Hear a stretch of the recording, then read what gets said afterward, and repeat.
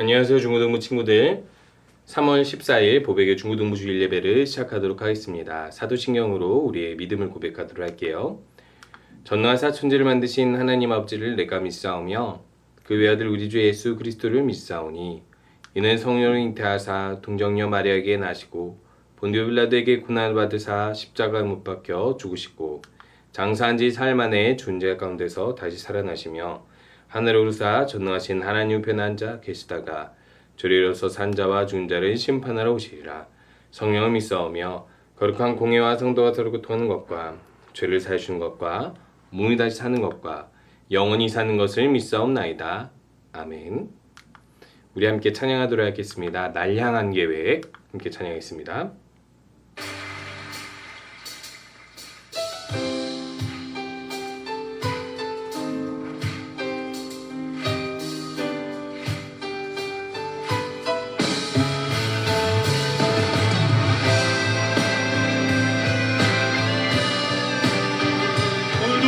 주며 인도하시는 주님 찬양합니다. 내 앞에 주어진 매일의 삶을 살다가 보면 그곳에 날 향한 계획 승리가 있다네. 매 순간 나에게 요구하시는 작은 믿음들 그곳에 날 향한 계획 섭리가 있다네. 지금 여기 계시며 말씀해 주시는 하나님 내 삶에 역사하시는 신실한 나의 하나님을 찬양해.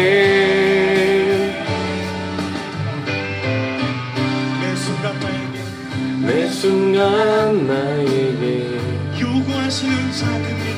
요구하시는 작은 믿음들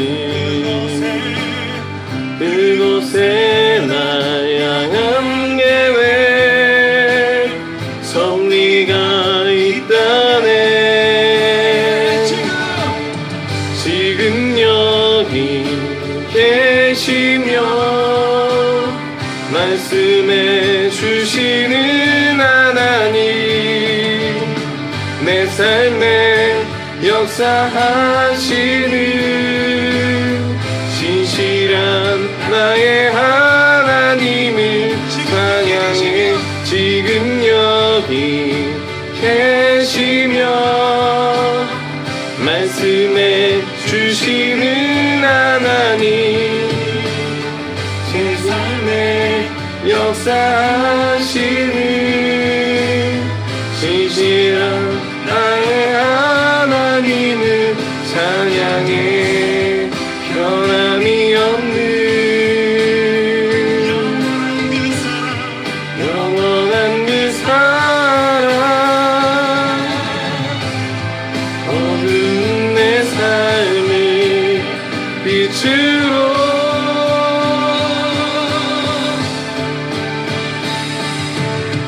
지금 여기 계시며 말씀해 주시는 하나님 내 삶에 역사하시는 신실한 나의 하나님을 찬양해. 지금 여기 계시며 말씀해 주시는 하나님 내 삶에 역사하시는 신실한 나의 하나님을 찬양해.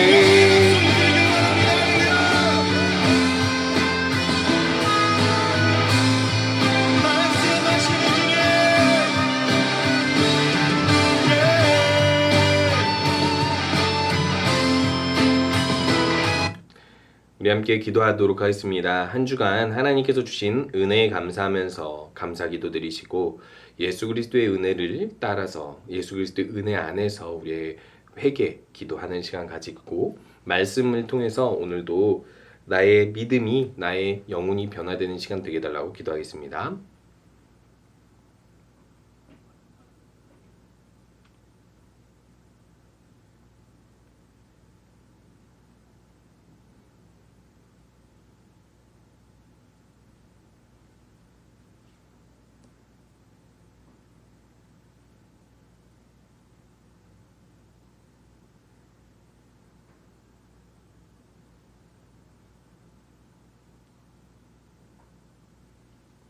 예수님의 이름으로 기도합니다. 아멘. 우리 함께 성경 말씀 창세기 16장 1절에서 5절 보도록 하겠습니다. 창세기 16장 1절에서 5절.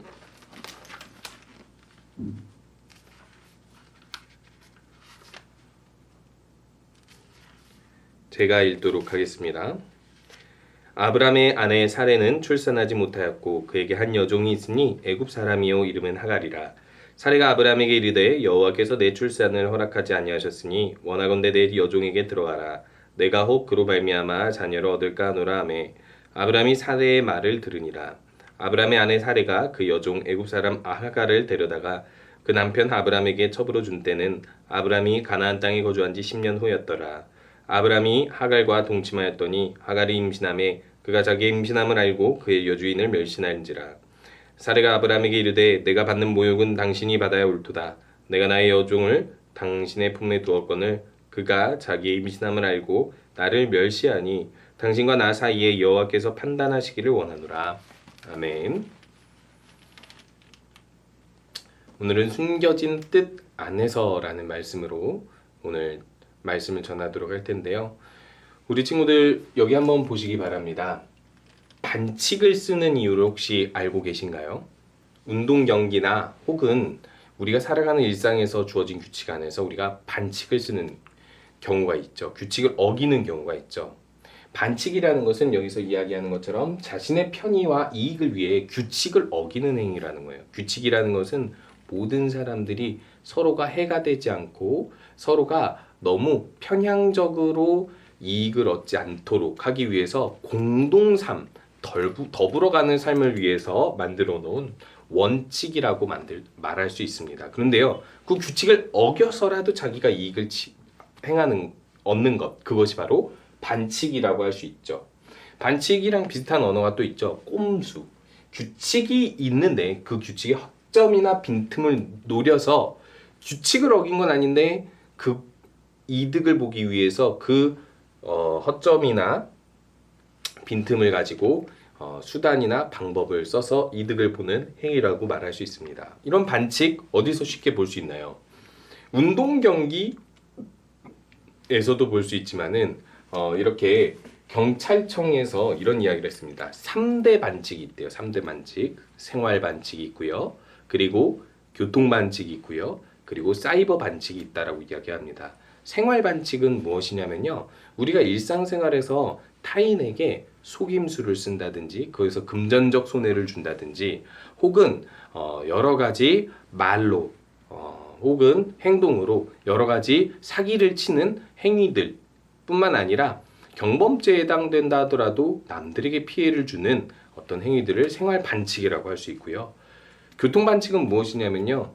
운전하는 사람들 뿐만 아니라 이렇게 자전거를 타고 횡단보도를 건너는 도보인들에게도 해당되는 사항인데 교통규칙을 어겨서라도 빨리 가려고 하는 행위들 운전하는 경우에는 이제 꼬리 물기, 끼어들기 아니면 신호 위반, 음주운전 등등이 있겠죠. 뭔가 규칙을 어기는 것으로 자기가 좀 더 이익을 보려고 하는 행위들이죠. 사이버 반칙은 아마 다들 아실 거예요. 중고 매매를 인터넷에서 하는데 속여 판다든지 아니면 그 밖에 보이스피싱이나 여러 가지 인터넷 사기 등이 여기에 해당된다고 할 수 있습니다. 반칙을 쓰는 사람들의 특징이 있습니다. 그 특징은 뭐냐면요. 정당한 방법으로 손해를 보는 것을 싫어해요. 운동 경기에서도 마찬가지죠. 항상 반칙을 쓰는 사람들은 항상 반칙을 씁니다. 그런데 반칙을 안 쓰는 사람들은요, 이 반칙을 쓸 줄 몰라서 안 쓰는 것일까요? 그게 아닙니다. 반칙을 써서 이길 바에야 차라리 정정당당하게 게임을 해서 지고 손해를 보고 실력을 키워서 그 다음 또 정정당당하게 승부를 보려고 하는 것이죠. 반칙을 쓰지 않으려면요, 결국에는 내가 좀 더 손해나 수고 혹은 좀 시간을 두고 단련을 해야만 합니다. 운동을 할 때도 그런 것이죠. 마찬가지 운전을 할 때도 마찬가지죠. 규칙을 어기지 않으면 당연히 좀 더 늦게 가게 되어 있습니다. 마찬가지로 사이버 반칙도 그렇고 생활 반칙도 다 똑같은 것들이에요. 내가 규칙만 어기면 좀 더 빠르게 좀 더 이익을 얻을 수 있을 것 같지만 규칙을 어기지 않으므로 다른 사람에게 해를 주지 않고 내가 더 이득을 얻지 않으면서 더 중요한 건 뭐냐면 정정당당하게 살아가는 것으로 승부를 보는 힘을 길러요. 반칙을 쓰는 사람들은요, 정정당당하게 실력을 키우지 못합니다. 왜냐하면 반칙을 써서 이기는 버릇이 있다 보니까 정정당당하게 실력을 키울 수가 없는 거예요. 그렇다면 믿음의 문제도 마찬가지입니다. 하나님께서 주신 뜻, 그 뜻 안에는 우리에게 분명히 알 수 있는 뜻도 있지만은 숨겨진 뜻도 있거든요. 하나님께서 A를 주시겠다 하지만 그 A를 주시겠다는 그 뜻 안에는 B도 있고 C도 있고 D도 있을 수 있어요. 근데 우리들은 그걸 알지 못하니까 지금 당장 그 A를 얻고자 여러 가지 많은 반칙을 쓰게 됩니다. 그렇게 되면 하나님을 온전히 믿으면서 사람들이 따라갈 수 없게 되는 거예요. 믿음이란 그래서 하나님을 기다릴 줄 아는 거예요. 아브람도 마찬가지였습니다. 아브람은요, 사실 아브람에게 저번 주 우리가 살펴보았던 것처럼 이 그림이 복된 사람을 보여준다고 이야기했잖아요. 어떤 씨를 심었을 때 그 씨에 맞는 열매를 맺으면 그게 복된 사람인데 그게 바로 그 씨에 맞는 의미를 사람들에게 유익을 주었기 때문이라고 이야기했죠. 하나님께서는요, 각 사람을 만드신 이유가 있고 그 사람을 하나님의 사람으로 부르신 이유가 있어요. 우리가 만약 정말 하나님의 만드신 사람이고 하나님께서 구원해 주신 하나님의 선택받은 백성이라면 아브라함처럼 복을 줄 수 있는, 남에게 유익을 줄 수 있는 의미 있는 열매를 맺는 삶을 살게 될 텐데, 그런 복된 사람이라는 것을 우리가 믿어도 중요한 건 뭐냐면 지금 당장 복된 사람인 것 같지 않을 때 우리들은 믿음으로 하나님을 바라보지 못하고 기다리지 못할 수가 있다라는 거예요. 오늘 아브람도 마찬가지 문제, 똑같은 문제에 봉착해 버렸어요. 그게 왜 그러냐면요, 아브람이 하나님께서 부르셨을 때 나이가 75세고 사라의 나이는 65세입니다. 노 부부에게 뭐가 없었냐면 자녀가 없었어요. 근데 하나님의 뜻을 믿고 친척도 고향도 모든 아버지의 유산도 다 버리고 가나안 땅, 알 수 없는 그 땅에 하나님을 믿음으로 온 거예요. 그런데요, 문제가 뭐냐면 여기 와서 하나님께서 부유하게 살게 해줬어요. 키우는 가축마다 농산일을 짓는 것마다 풍성하게 해주셔서 아주 순식간에 어떻게 보면 풍요로운 부자와 같이 되어버렸는데요. 근데 아브람에게 여전히 없었던 게 자식이었습니다. 아니, 이 땅에서 하나님의 뜻을 이루고자 하는데도 자식이 없으면 하나님께서 약속해 주신 복이 이루어져요? 안 이루어져요? 아브람이 받은 복이 뭐냐면 내 몸에서 날짜로 큰 민족을 이루어 주겠다라는 하나님의 약속이었어요. 심지어 아브람이 이 약속에 대한 믿음이 흔들리니까 하나님께서 창세기 15장에서 한 번 더 나타나셔서 말씀해 주세요. 나는 너의 방패고 큰 상급이다. 내가 분명히 내 몸에서 날짜로 큰 민족을 이루어 주겠다라고 이야기를 했고, 또 땅에 대한 약속도 있거든요. 이 땅에서 너희 후손들이 430년 후에 민족을 이루며 살 것이다. 왜? 제가 말했잖아요. 우리 사람들이 받은 가장 최고의 복은요, 예수 그리스도를 통해서 영생을 받고 구원을 받는 것인데, 결국에는 바벨탑 이후 사람들 모두가 어떻게 보면 노아 홍수 이후에 퍼졌던 모든 사람들이 스스로, 그러니까 구원을 받을 수 없을 만큼 모두가 타락했기 때문이에요. 그래서 하나님께서는 아브라함을 선택해서 복의 민족으로 큰 민족을 이루고 그것을 통해서 이 세상을 구원하시려고 하는 거예요. 그런데 그렇게 되려면 아니 아브라함에게 무엇이 있어야 되겠어요? 아들 한 명이라도 있어야 되잖아요. 그런데 아브라함에게는 아들 한 명이 없을 때 하나님께서 약속을 주셨는데 그로부터 10년이 흘러갑니다. 이 아브라함 몇 살이에요? 85세가 되었죠. 그런데 문제는 뭐냐면 여전히 자식이 없습니다. 사례도 역시 75세로 여전히 자식이 없는 채로 10년이 지났는데 하나님의 약속이라고는 아들 한 명 없으니까 당장 이루어질 것 같지 않았어요. 이때 사람들은요 반칙을 하게 됩니다. 한마디로 이야기해서 하나님이 주신 그 뜻이 언제 이루어질지 모르고 어떻게 이루어질지 모르니까 자기만의 방법으로 지금 이루려고 합니다. 어떻게 보면 우리들도 그런 생각할 수 있어요. 나도 하나님의 뜻이 이루어지려면 좀 반칙을 쓰면서 살아야 하나? 이런 생각을 할 때가 있습니다.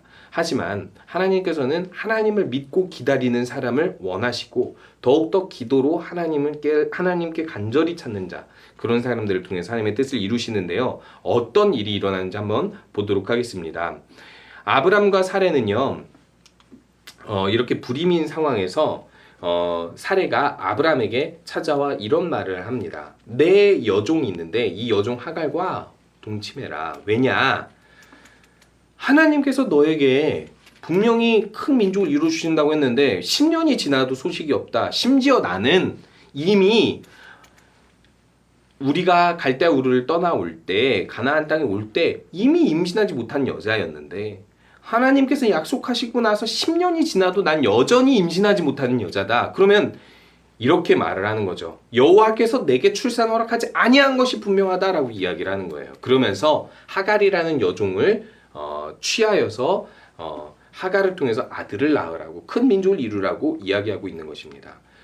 여기가 잘못된 게 무엇일까요? 물론 지금 사회에서 그 사회의 각도로 봐도 일부 일처제여야 되는데 첩을 들였다, 씨바지다, 이렇게 이야기하면서 우리가 잘못됐다라고 생각할 수 있어요. 물론 그것도 잘못된 부분이 있지만은 여기서 이야기하는 핵심은 이것입니다. 하나님께서 주신 방법이 아니에요. 그리고 하나님께서 원하시는 때가 아닌데 자기들이 생각했을 때 10년이나 지났으면 많이 기다리고 참았다라고 생각하고 인간적인 방법을 쓰려 했다라는 거예요. 왜 그랬다는 거죠? 사례가 자기 자신을 여호와께서는 나를 통해서 출산을 허락해 주지 않으셨을 것이라고 생각하기 때문이에요. 그런데요, 분명하게 아브라함이 100세가 되고 사례가 90세가 되었을 때 아들을 낳게 됩니다. 왜죠? 하나님께서는 아들을 주신다라고 뜻하셨을 때 또 다른 뜻이 있었기 때문이에요. 아브람과 사레가 불임인 상태에서 하나님의 부름을 받았어요. 왜일까요?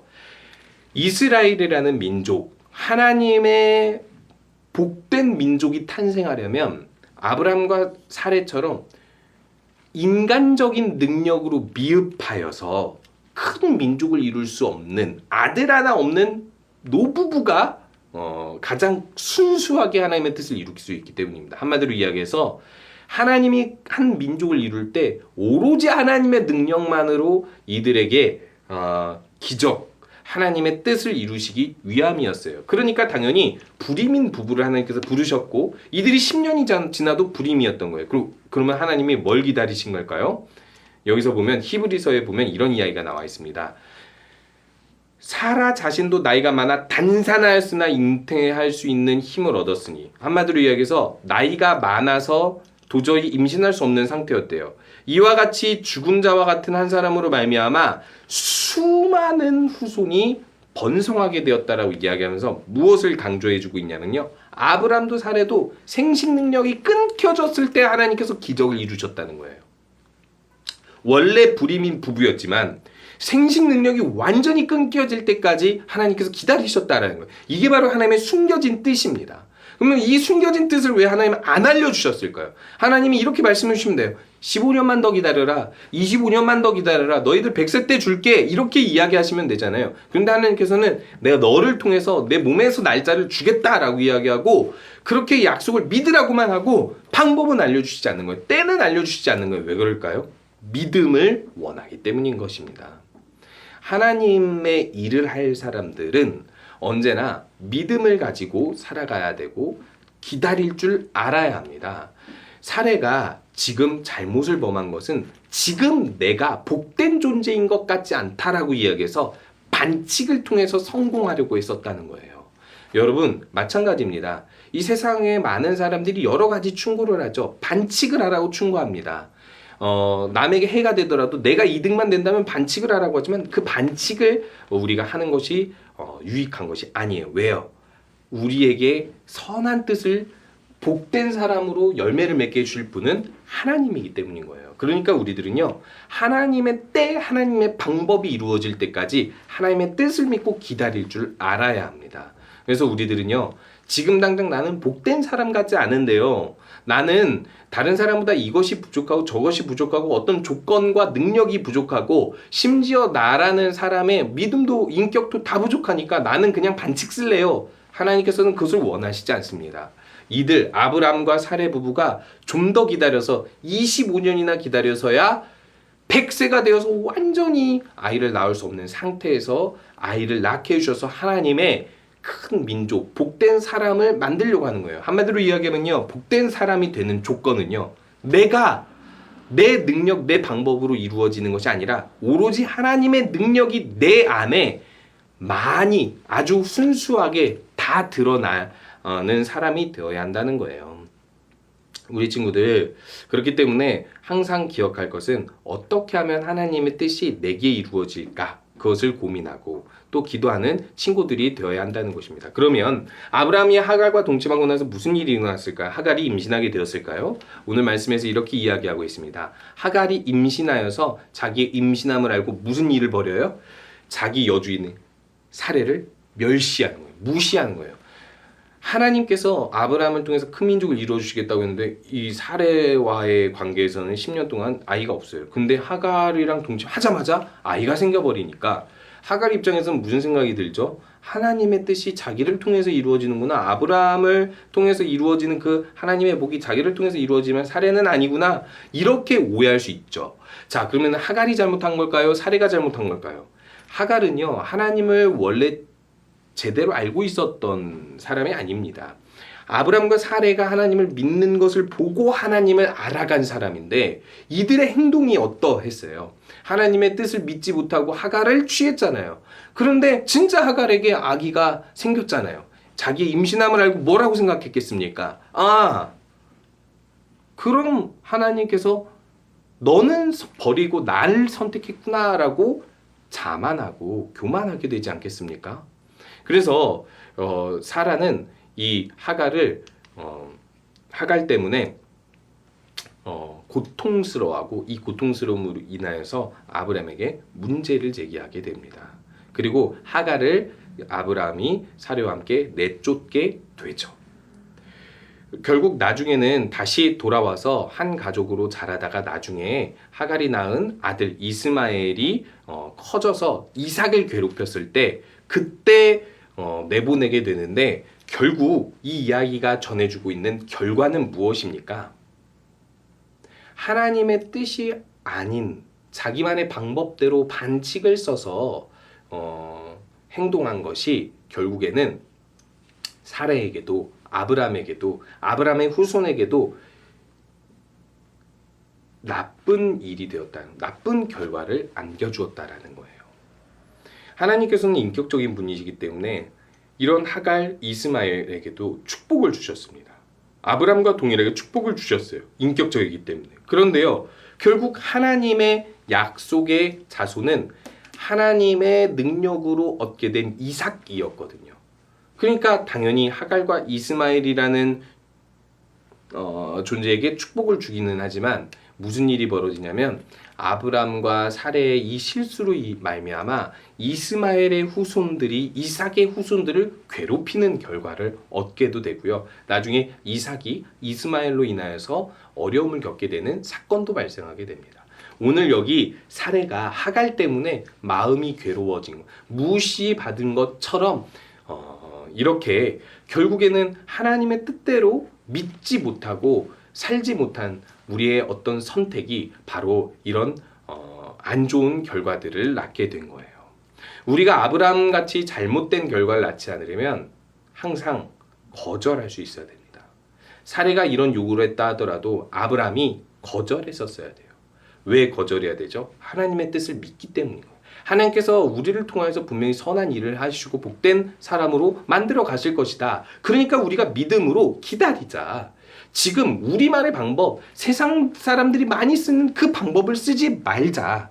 하나님을 기다리면서 더욱 기도하며 기다리자라고 아브라함도 이야기할 수 있었어야 하는 것이죠. 마찬가지예요. 우리가 지금 당장은요, 능력이 없어 보이고 뛰어나지 않아 보이고 다른 사람들에게 복된 영향력을 주는 사람 같지 않아 보여도요, 계속해서 하나님의 뜻을 믿고 기다리면서 하나님께 내 모든 인생을 맡기면요, 우리 친구들 그렇게 하면 분명히 하나님께서 복된 사람으로서 열매를 맺게 해주실 거예요. 그러니까 항상 기억해야 할 것은 반칙을 쓰지 말자는 거예요. 하나님의 뜻을 기다리며 항상 세상의 방식이 아닌 하나님을 의지하면서 하나님께서 우리 안에서 온전히 내가 복된 사람이 되도록 만드실 것을 기대하고 기다리는 우리 친구들 되셨으면 좋겠습니다. 중고등부 예배는 늙음실에서 10시 40분에 드리고 있고요. 그리고 10시 40분에 동일하게 유튜브로 예배 드리실 분들은 온라인으로 예배 드리시면 되겠습니다. 주기도문하겠습니다. 하늘에 계신 우리 아버지여, 이름이 거룩히 여김을 받으시오며 나라가 임하시오며 뜻이 하늘에서 이루어진 것 같이 땅에서도 이루어지리이다. 오늘 우리에게 유용한 양식을 주시옵고 우리가 우리에게 죄 지은 자를 사준 것 같이 우리 죄를 사하여 주시옵고 우리를 시험에 들게 하지 마옵시고 다만 악에서 구하시옵소서. 나라와 권세와 영광이 아버지께 영원히 있사옵나이다. 아멘. 우리가 지금 당장은 힘 없고 복된 사람 같지 않아 보여도 하나님께서 우리를 복된 사람으로 부르셨다면 끝까지 그 복된 사람이 될 것임을 믿고 하나님께 내 인생을, 우리의 인생을 온전히 맡기며 살아가는 우리 친구들 되시기 바랍니다. 한 주간도 승리하세요.